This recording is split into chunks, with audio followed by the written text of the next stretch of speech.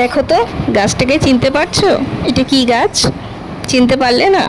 এটা কেশুতি পাতা, যেটাকে বলা হয় ভিঙ্গরাজ, চুলের রাজা।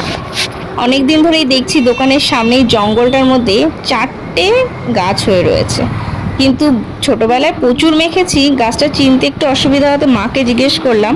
মা বলল হ্যাঁ, এটা কেশুতি পাতা। তো রেখে দিয়েছিলাম চুপচাপ, যাতে কারো নজরে না পড়ে। নজরে পড়েনি, কারণ রাস্তার পাশেই, বোঝোই, নজরে পড়লে নিয়ে যাবে।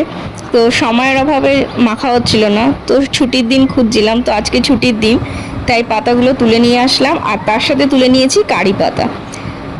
এবার ভালো করে কেশুতি পাতা আর কারি পাতাকে ধুয়ে নিয়ে আমি হামানদিস্তায় ভালো করে বেটে নেব। তোমরা চাইলে মিক্সিতে বেটে নিতে পারো।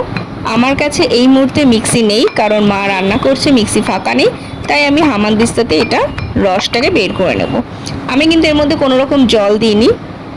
এটা বেটে নেওয়ার পর ভালো করে চেপে, যেমন আমরা পেঁয়াজ বেটে পেঁয়াজের থেকে রস বের করি, ঠিক তেমনই এই কেশুতি পাতা এরকম চেপে ভালো করে রসটাকে বের করে নিতে হবে।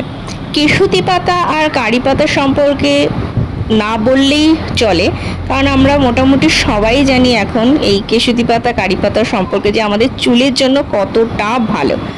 কেশুতি পাতা কিন্তু আমাদের চুলের গোড়া শক্ত করতে খুব সাহায্য, নতুন করে চুল গজাতেও সাহায্য করে, আর চুলটাকে কিন্তু কালো করতেও সাহায্য করে। তো এখানে আমার চুল আঁচড়ানো হয়ে গেছে, এবার এই রসটাকে চুলের গোড়ায় ভালো করে লাগিয়ে নিতে হবে।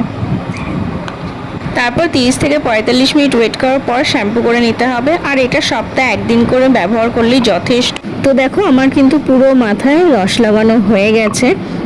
এবার এটাকে ওয়েট করব আধ ঘন্টা 45 মিনিট, তারপর ধুয়ে ফেলবো। আর হাতের অবস্থাটা দেখেছো, পুরো কালো হয়ে গেছে। তো চলো, আজকের মতো টাটা।